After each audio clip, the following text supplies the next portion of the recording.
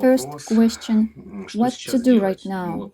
There is such an unclear situation in the world, vaccination, QR codes, demonstrations, and people have the same question again and again. Fight or watch? Many say that in Bhagavad Gita, Krishna said, fight. He didn't call Arjuna go to the forest. He said, you have your nature and you need to fight. What should we do? Go to demonstrations, resist, write something negative in the internet, or maybe wake up people about what's going on. Or there might be a different process. In your opinion, what should be done? What can be done if there is no clear understanding about bright future for everyone, for people, for country, for the world? What can I do? Just to say everywhere here's bad, there's bad. Everybody says about this. What good can be done? Let's go into the matter because our future depends on our present activity, what we do today.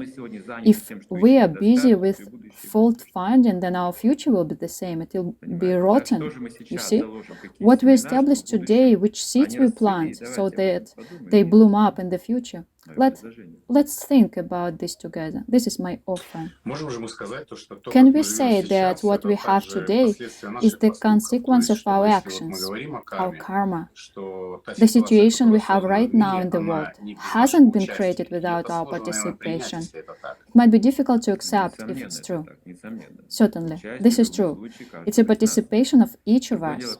There is another question, if it's active or passive participation. Even empty-headed participation is still a participation, you see? I can live unthinkingly, but I'm already starting to use some energies. Anyway, I use some energies. I use some knowledge, resources, money. And how do I use all of these? How I use people around me, how I communicate with them, how I spend my money, how I earn money, how I deceive and how I correct my mistakes, how I tell the truth, what language I use, whether it evokes a conflict or no one reacts to this. There is always cause and effect relationship.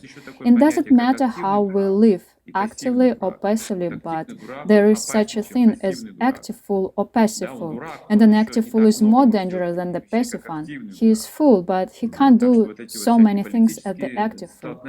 Therefore, all these political collisions, military activity, some revolutionary moods might become another problem if we don't have clear exact knowledge. There is an interesting text in Bhagavad Gita. It says, my dear friend, evil will never defeat the one who does good. This is going to be my call today. Let's do good. Let's figure out what good is and what bad is. This is not such a difficult thing as it might seem.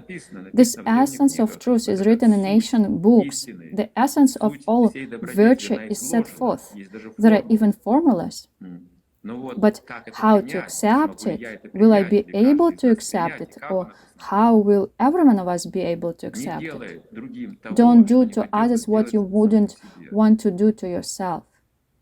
If you see other people suffering, you should suffer with them. If you see others happy, be happy with them.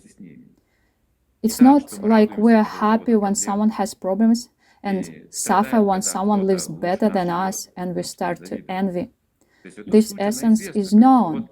This is the direction of our activity, where we'll be able to do good, real good, without envy and doubts. We just need to adopt this practically. It's too old to divide the world into friends and enemies. It's clear now that it won't lead you anywhere. It'll be constant enmity, karma, and like a snowball will just grow until it destroys everyone, both friends and enemies together. Yes, this is the question. Are we able to make peace without weapons? Many mention Bhagavad Gita where Krishna says to Arjuna, fight. But how can we do it without weapons? First of all, you need to make peace in your soul. For this purpose, you don't need any weapons. We have to spread the knowledge and bet first We need to spread it to ourselves, and we need to place it to the deep level of our hearts, not to the informative level of our mental capacities, and find this peace within ourselves. And then we'll become peacemakers. We'll start whole peace movement.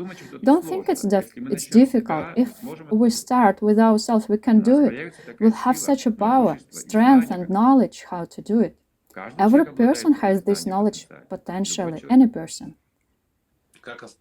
How to stay in a harmony when there is chaos and fear in the world, how not to droop and have a good mood while there is this news, people's mood, and you came into contact with all this negativity. Are there any practical steps we can make to stay in harmony? Please don't stop singing and dancing, whatever happens. Is it real? Yes, it's real. I do it. I've been doing it all my life. Every day I sing and dance. But only with God. I have such practice. Could you give some advice for everyone who will watch this video? Something the most important, some last thing that can be done. What would you wish to humanity? To make a long story short, love your life, please. Love your life. Don't forget about this. This love will make you fearless. We all die anyway. This is all right.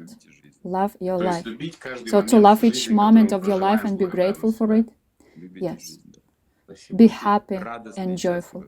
Don't leave your happiness. Don't give it away.